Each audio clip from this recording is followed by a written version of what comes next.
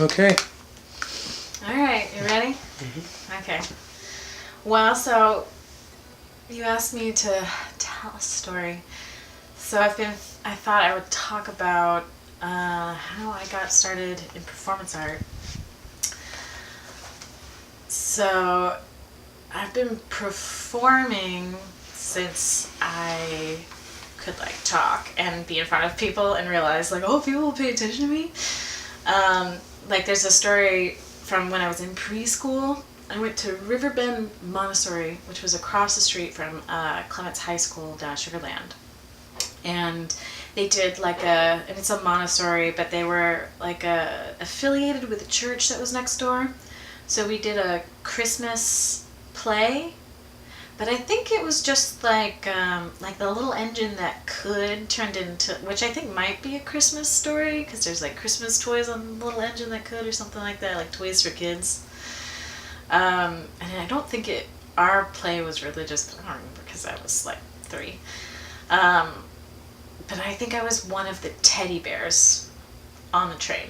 And so I got out on stage in front of, in this auditorium, the high school's auditoriums where we had the show. So all the parents of these 2-year-olds are sitting in the audience, and I get up on stage, and there's a microphone on the stage, and I just went straight, I beelined it for it, and I think I started singing a song or something, not my job, not in the script.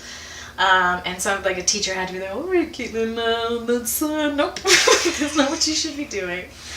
So you need to and that's always kind of been the case. When I was in elementary school, I was a star of the 5th grade play, which was Lewis and Clark, a musical, and I played the student who goes back in time with Lewis and Clark and adventures with them, and I sang a song, but I couldn't. When you're 10, some kids obviously are gifted at singing from an early age, but I didn't develop really a gift for that, if it is a gift, until I was much older, because I was kind of tone deaf. So I did not, it was never oh, get this girl in front of a microphone, she's gonna blow it away. So, but I still had a part to sing, and then I had all my acting parts. And it's funny because I think both of my siblings were also the leads in their plays, and my brother was in the same play, and I think he played Lewis or Clark or something. So even though both of my parents are scientists, or that's what they got their degrees in, my father's a chemist who went to Caltech, and my mom studied what would you call it, biology and psychology. I think there's a name for that now as a major, but if neuroscience had been where it is now, I think that's what my mom would have done, and that's what my sister does now. She's getting her PhD in neuroscience, and that's always been a part of my family, is the psychology and neuroscience. But neither one of them are performers, neither one of them plays an instrument, neither one of them makes art. So I'm a kind of an anomaly in my family, but I've also been really supported by them. I think my dad's always worried about me. Just, he wants me to be financially independent and secure.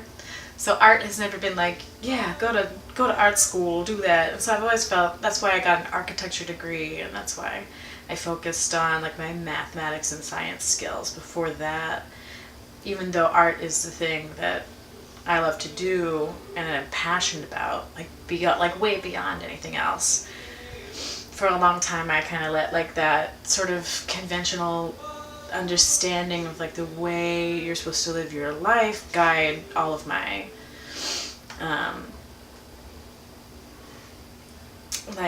be my direction in life and my focus. But my mom also, she would take us to the MFA on Thursdays when it was free when we were little, and she would take us to the Contemporary Arts Museum and talk about, I remember from a really early age discussing nudity in art with her, and being pretty young and being there's naked people, and her saying the human body is a beautiful thing, and when it's like expressed through art, there's nothing wrong with it. And that was, it's a pretty liberating and progressive, but not that progressive perspective to have, and to like, integrate in your child's understanding of art. And so, it's something that's like affected me like throughout, and it's like shows in my work. I don't have like a problem like showing my body, though I don't think it's necessarily normative. That's more normative than other types of bodies, and like this kind of societal concept of beauty. But I feel comfortable being naked, even though I'm not like 6'3" and like super skinny with like big boobs and a little butt and like all that kind of stuff. So, but because the art isn't about like my body is an object, and that's sort of the way that I've understood it. So get on track to like how I started in performance art. So I've been doing art in different ways for a long time. When I was at Rice, getting my architecture degree, was also taking lithography classes. And when I moved to Boston, for the first time, I had like a 9-to-5 job, and so I spent my free time starting working in a ceramics studio, which I'd never done before, and now it's like I'm like itching to get back to it because it's wonderful and enjoyable, and I love making stuff. Like all the vases and cups over there, those are all things that I've made.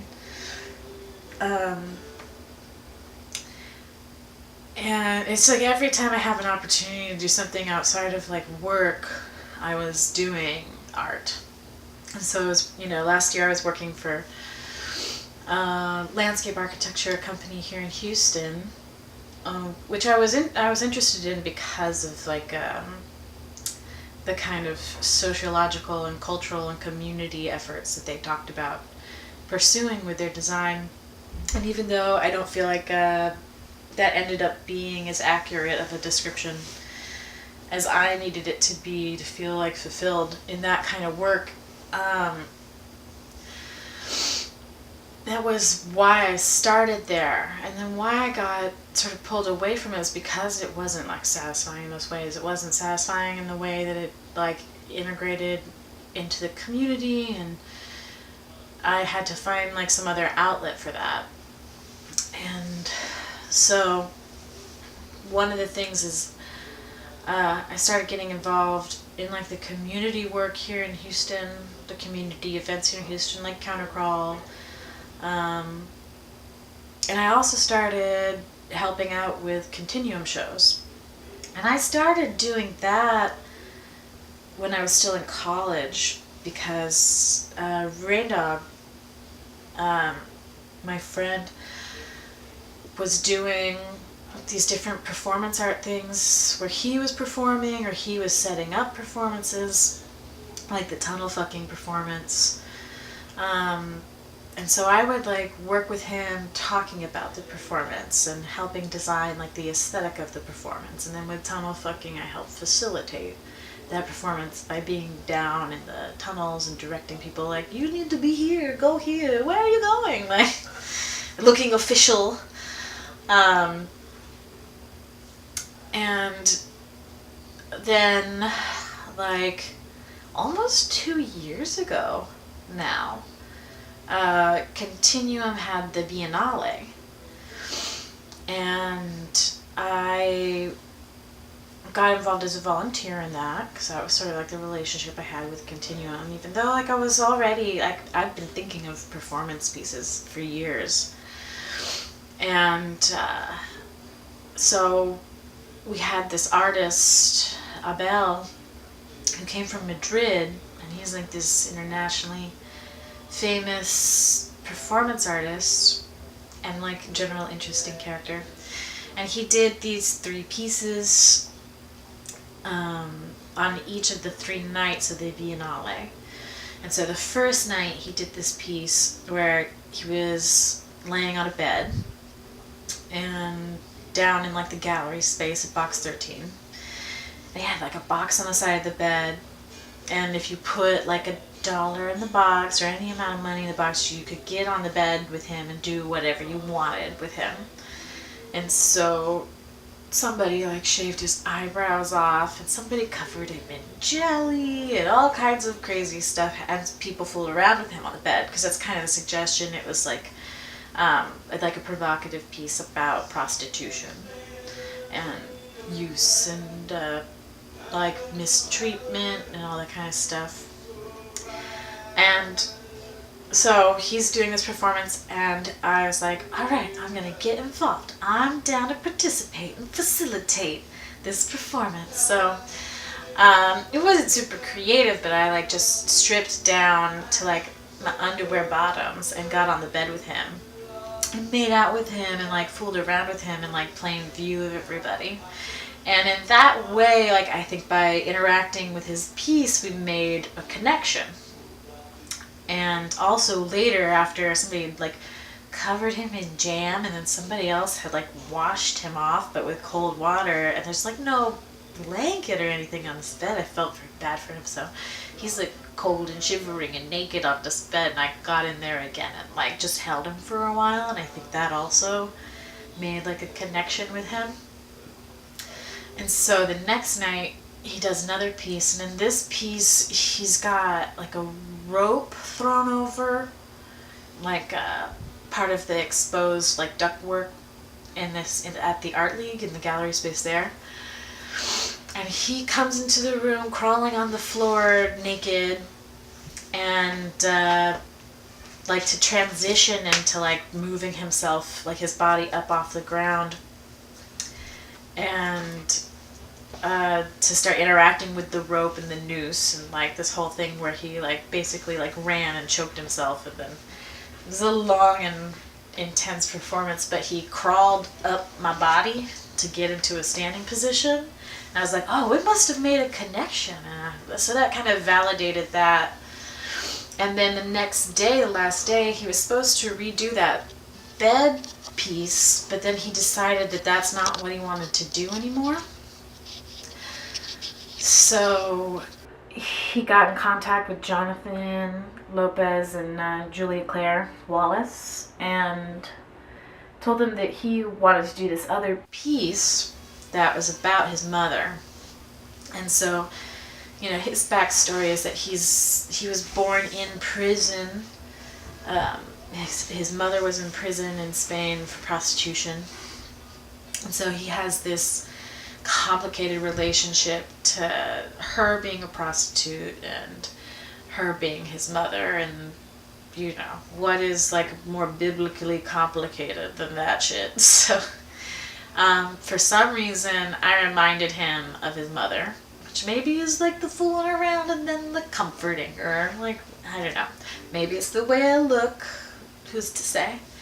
But so he told Jonathan Julia like he wanted to change what he was doing. He wanted to do this piece that's about basically like his relationship with his mother. And so it was a piece where he handed out note cards to everyone at the event to fill out, where they would write down a wound that was either physical or emotional. And he then like collected all the cards, and on stage I sat, so it's on the stage at Not So, which is like a typical stage, and on the stage he's got a stool and a mirror that's angled out towards the crowd but also like angled to frame the stool. And so they call me and they say, oh, Belle wants you to do this piece with him, are you willing to be naked for it? And I was like, okay, yeah, sure, why not? I'll help. I'll facilitate someone's piece. I'm comfortable with that. That's fine. It's Not So. It's continuum. It's performance art. You know, no boundaries about that. I get there, and he's like, "Oh, I'm so excited that you're here. Are you all right with blood?" And I like a little blood. And I was like, "Yeah, you know, if you as an artist feel it's responsible enough for you to involve me in my safety with blood, I trust." And maybe it was naive, but it seems like nothing bad has happened. So I was like, I trust you. All right, we can do that. So he had me sit on the stool naked on the stage and look into the mirror. And then he would read these cards, not out loud, but just to himself, where they have like people describing their wounds. And then he would take like a straight razor and a razor blade, and then like superficially cut his body, like not deeply, but just enough so that there would be blood. And so he, and sort of in, depending, like in relation to the wound that he's reading about. And he wrote some things, and by the end of it, he's naked, he's been crawling around on the stage, throwing cards at people with blood on them, bleeding everywhere, and then also like interacting with me on the stool. And not, he didn't really give me any direction, because he told me like that it was related to me as this idea of his mother, but considering how complicated that relationship was, I wasn't really sure what character to be. So I just sat in like a still position and looked into the mirror until like a certain point, when so he's interacting with me by smearing blood on my legs and on my breast and on my, like smearing blood all over me. And then he also like put his face like in between my legs and like just had his face right there. And then, he would go from like interacting with me to like more cutting and more of the cards. And then by the end of it, he was just like holding on to me, and I held him back, and he was crying. And it was like a very powerful and intense, like 40 minutes, I think. And it was great. And it was on like this stage at the Biennale with an internationally acclaimed artist, and I felt really lucky to do it, and I really enjoyed doing it. And it kind of pushed me like, why am I not doing my ideas? Why am I not making my own pieces happen? If I can do this for somebody else, then I can do it for myself, and I should. I have all these ideas. And so a couple, like not that long later, and sort of like around the same time, Jessie Noel was, or Unibetty, or whoever it is that she is when she was doing the Lost Ward, was turning her house into that art gallery. And so I'd been working over there on a mural, which I hadn't done in a few years. Like the last mural I'd painted was when I was living in Boston, like 2 or 3 years before that. And so I was over there already working on a mural, and she said she wanted to do a performance art show. And so I was gonna do this performance piece, which I still haven't done, called No Ocean, which is about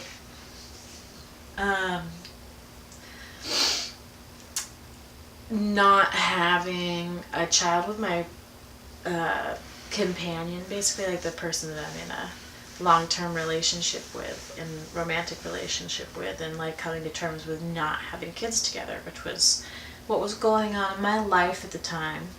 And it was a piece where I was going to stand in front of a bed with a projection behind me on like a large sheet. It was going to be outside, and that projection was going to be of like a desert. Like it's a kind of a looped projection of like this like stick plant in the desert. And the sound, the audio for it was going to be this like kind of large crashing waves sound, so that the two things are in kind of opposition to each other. There's sort of like the dry and barren desert, but also life in that. Like it's a complicated image. And then there's like the audio of the ocean, the presence of the ocean, but no visible connection to that. And what that's connected to is like one of the things when me and my companion were talking about having a child was, we like, fantasized about it. And I was like, I think I'd really, if we had a boy, I'd really like to name them Ocean. Which my mom and sister were like, what a hippie name. People are going to make fun of that kid. And I'm like, nah, beautiful, strong name. Strength, power, the ocean, man. So when, I was going through this period of time of thinking that we weren't going to have a kid together, it was like sort of like that child is not ever going to be. And so in the performance, the audio of like the literal ocean, but like the invisibility of that, like the presence of it, but not the like immediate 3D presence, is kind of what sets up the aesthetic of it. And then I wanted to time it in time with like a period of time where I was menstruating. And then what I was going to do is my companion was going to perform with me, and he was going to like take his hand and like pull blood from my body and draw on my body with the blood, and do that for a period of time. And then I was going to have these two like pads of ink, like stamp ink, black ink. And if I had been menstruating, it would have been like a pad of red ink that I was going to hold between my legs in similar affect.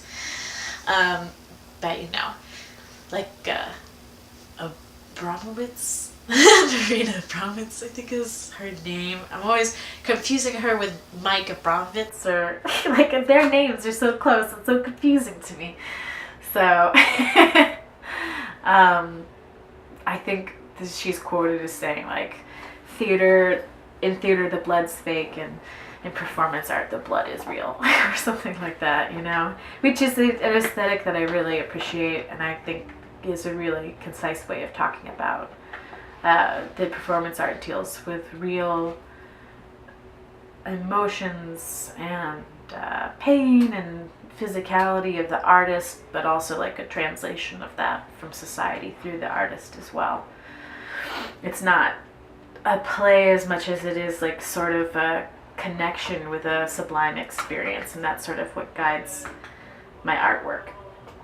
So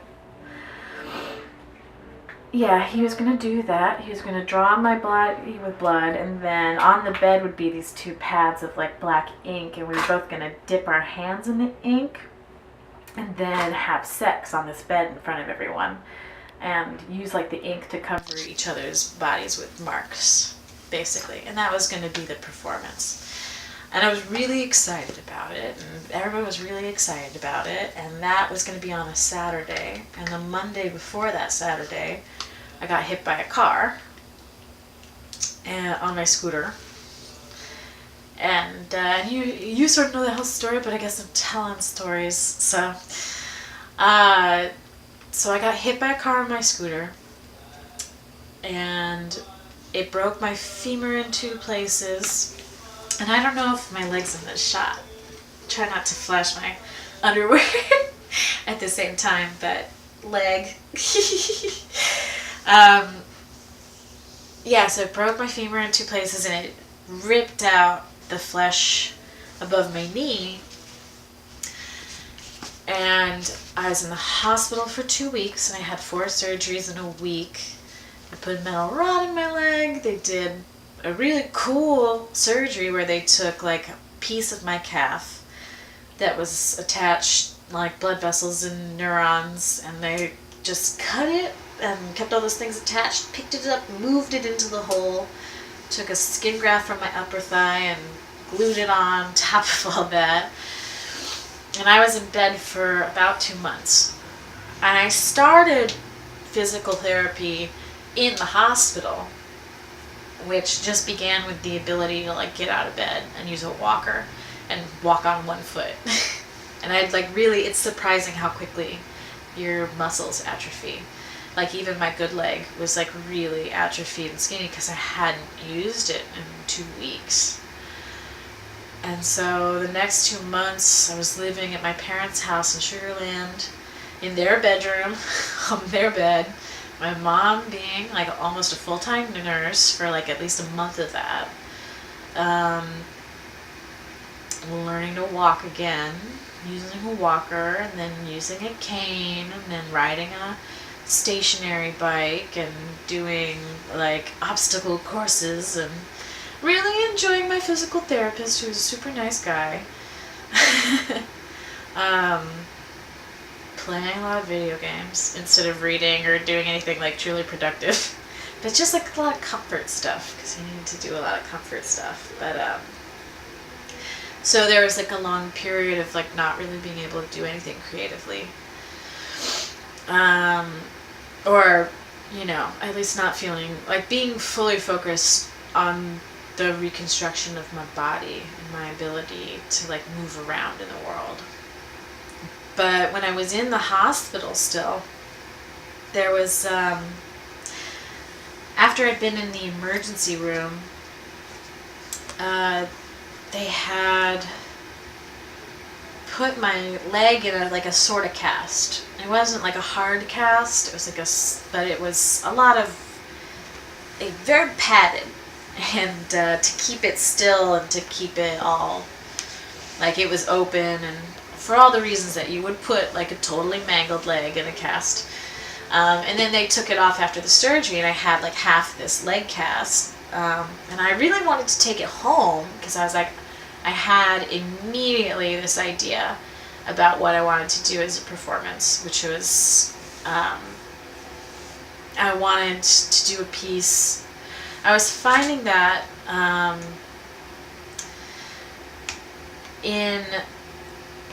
during the accident, there were a couple minutes where I was alone in the street.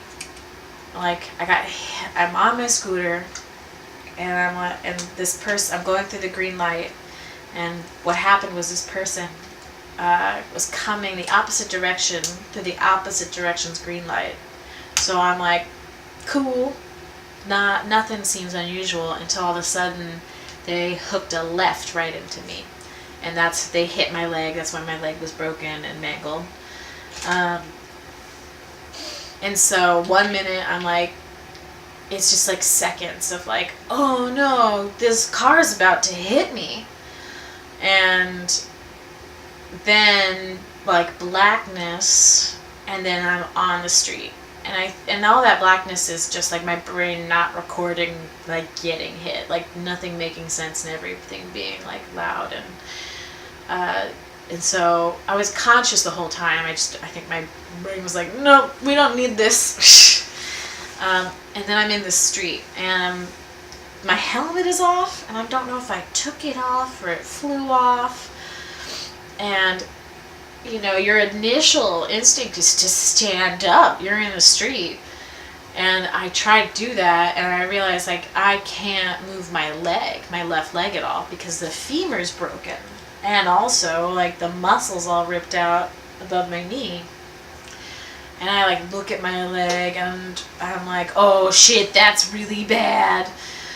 And I realized that I can't stand up, and so I started screaming for help, and in a way that you don't ever hear anyone do, and unless you've seen like a terrible accident, and in a way that you never do unless your life is in danger, like that you really feel like, oh, I need, like you're desperate, like animal desperate.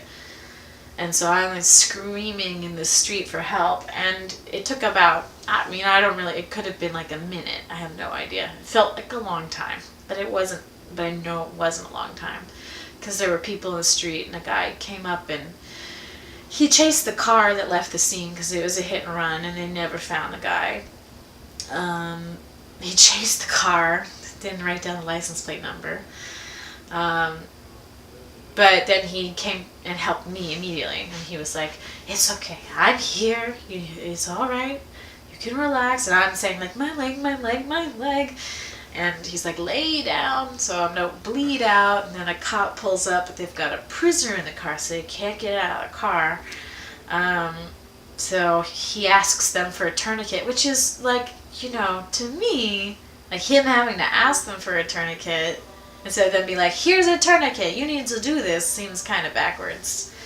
But he asked them, and he's like, I've never done this before, have you? And he ties it on. And it was funny because it was a guy that I recognized, but I didn't really know, because he would get beers at Valhalla, which is like this bar at Rice University.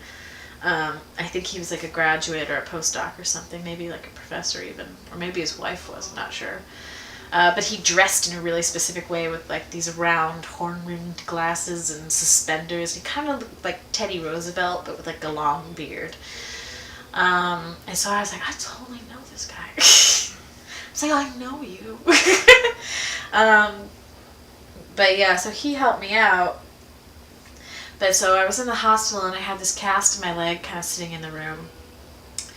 And I had this urge to like repeat the same kind of screaming that I did, that I was doing in the street in those moments where I felt like totally helpless and terrified.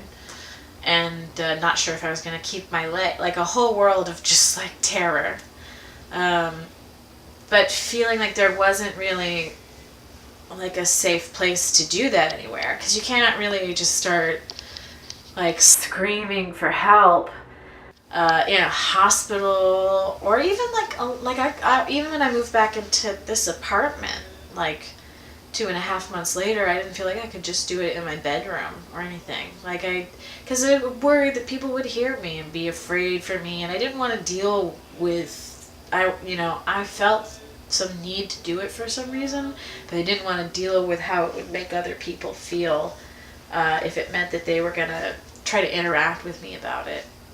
While I didn't want to be interrupted about it, or also like make anybody afraid. And so when I was in the hospital, I had this cast in my leg, and I thought of like, I want to take this cast and destroy it while I'm screaming that way. And I'll do that for a performance piece. And so the accident was like a year ago, like the first Monday of March, and it's almost then now. And but the performance that I did was in August 16th. So that was March, April, May, June, July, 5 months, about 5 months after the accident. And by that point I was walking with a cane, and I was doing a lot better, and I was capable of driving like the 5 hours to Dallas. And I actually like recovered really quickly, partially because I had crazy cool sci-fi surgery on my leg. My leg is now a miracle of science. And partly because I was completely focused and determined to be able to be like fully functional again. And because I'm 25. And it helps a lot, apparently, to be young. I'm glad I'm not old dealing with this problem. Though, it's crazy. When I was in the hospital, one of the custodians, she would clean my room all the time. Her and I were talking, because I talked to everybody who would talk to me in the hospital, and I gave people cookies, and I was like me, and don't treat me like shit, and, think of me first when you when you're like, who do I need to visit? And which is, A, I generally like to be friendly with people, but B, I was like conscious that like being a nurse and all those other support jobs is really hard, and people treat you like shit all the time. And so if I wanted people to like give me the kind of attention that I needed to deal with my pain and deal with my care, that it would behoove me to treat them really nicely, which I would have done anyways, but it was on my mind as sort of like a method of control, I think, of that situation, to be like, if I give people cookies and it's cool to hang out in here, then they'll be around when I'm like, please put more morphine in me. Even though there were like a good few times where the care at Memorial Hermann was like less than okay. Which, thank God I have health insurance and like a policy that covers all the stuff that I needed, and I wasn't in like Ben Taub. Like, I can't imagine dealing with this shit at Ben Taub. I don't think I'd have a leg if I was at Ben Taub, like, in the ambulance, I asked the EMS responder, like, do you think I'm going to keep my leg? Like, I know legally you can't give me any medical advice if that's not the position you're in. But can you just give me your expert opinion whether or not I'm going to keep my leg? And the guy was like, I'm sorry, but I really don't know. And so I'm making peace in the ambulance with like, well, they've got cool prosthetics now, and like people learn to walk all the time without a leg, and I'll be fine. I can. But so, um, yeah. So I was already like dealing with. I felt very lucky that I got to keep my leg, and I was very focused on like my body and making sure that I could have like a fully functional body again. And part of this piece that I wanted to do, it wasn't just that I wanted like a place to express how, like just express that trauma openly, but I also wanted to do a piece that kind of like made peace with my new body. And so what I ended up doing was so I had this cast in the hospital, but they threw it away. And even though I said, I want to keep that for art, my dad was like, they was just like, let's get Caitlin out of this hospital, and they weren't worried about the cast, so it got tossed. The hospital tossed it out. So I had to make a whole new cast, and it was for this performance art show in Dallas that Continuum, which is the group that I do performance art with and that I'm a facilitator for, a co-facilitator with Jonathan Lopez now. They got invited to do a show up there, and that was the first thing on my mind. Was like, I had to do this performance piece about my leg and about this accident, about this trauma. So I made a new cast of my leg, and I showed up in Dallas, and I had a great space, and it was just me in the space, so everyone focused on my performance, and I was wearing this red dress, and I put the cast in the middle of the room, and there's a crowd of people just looking at the cast, taking pictures of the cast, like, what's this cast about? And I walked out into the middle of the room. I picked up the cast and I held it, and I really took my time, and like I let a lot of tension kind of build in the room. And I got on my knees and I held like the cast above my head, and I sort of revealed like my scar with, like I made sure that was visible for people. And then I just started screaming those things, screaming, help me, my leg, and really getting into like just letting all of it out the way I couldn't even practice it beforehand, because there was just no safe place to do it.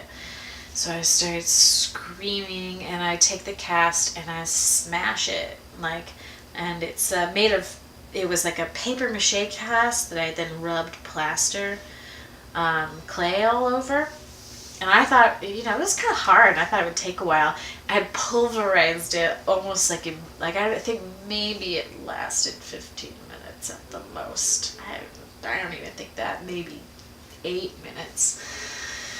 But I'm like screaming and destroying this cast and totally in myself. I have no idea what's going on with the crowd around me. And it was great. Like immediately afterwards, I had like this kind of performance high, and I haven't felt the need or like the desire to make those noises anymore.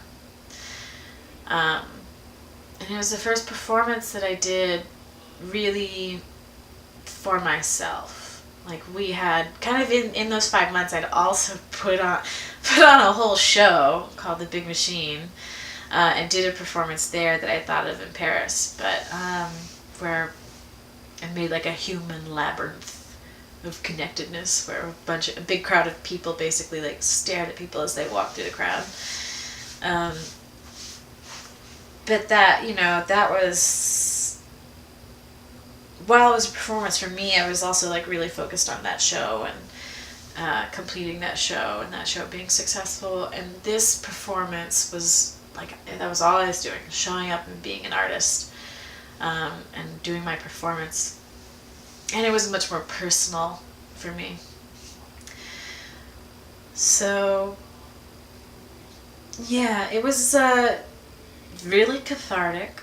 I felt really like in line with what I want to do as a performance artist, which is sort of like connecting to these sublime experiences, and not just in myself, but with the audience and with the people who participate. And that's been sort of the guiding focus of my work since then. And it was really validating too, you know, like everybody who was there was like, your piece is, all the people running the show were really impressed and gave me a lot of positive feedback and took me aside and had like real, like, you need to follow your voice and it's wonderful kind of conversations, and that was great. And other like adults who had seen the piece, you know, they were like, I could tell that you were there, like that you were in that trauma and in that moment, and I felt for you, and it reminded me of this, and like it was cathartic for me to see it happening, and that was really validating too, to know that like I had expressed myself in such a way that it connected to people, and it connected to the things that were inside of them too. Like it was open enough for them to be able to put themselves in my position while they experienced it. But I think it's been sort of a theme in my art since, but one of the most interesting things that I experienced doing this performance was that there were kids there. And I don't know why I didn't think that there would be children there. Middle of the day performance, or like, you know, the sun's still up. And it's art, and it's in a nice neighborhood where people get coffee and have baby strollers and stuff, so maybe there'll be kids there. But I didn't think to say, like, you know, this might freak your kids out. So parental guidance suggested, or content warning. And I mean, it's not necessarily necessary, but there's a part of me that worries about traumatizing children, of course. But which sort of seemed to happen.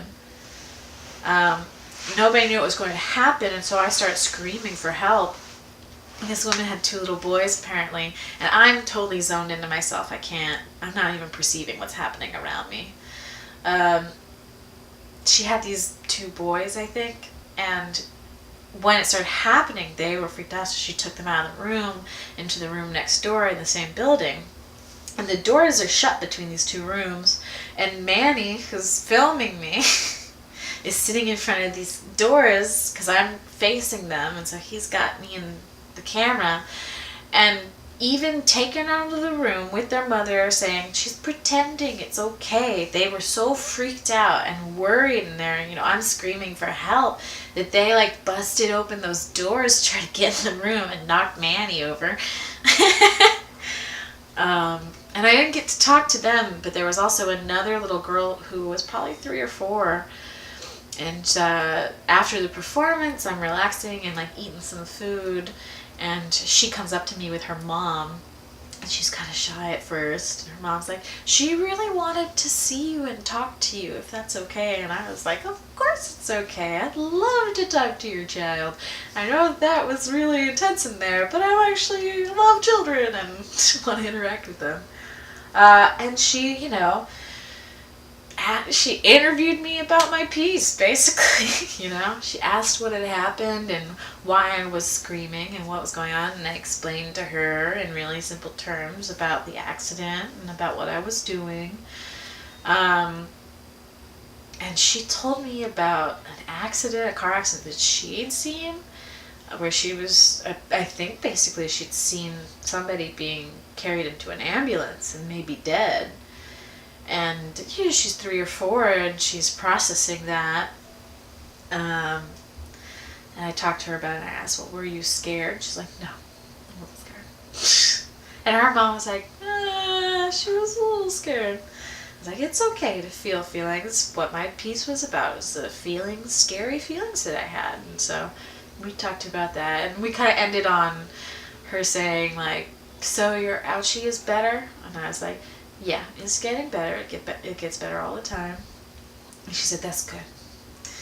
And then she said, my cat,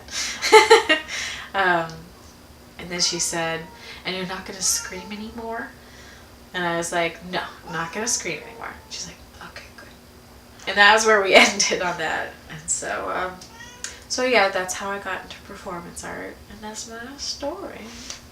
So there we go. Thank you. You're welcome.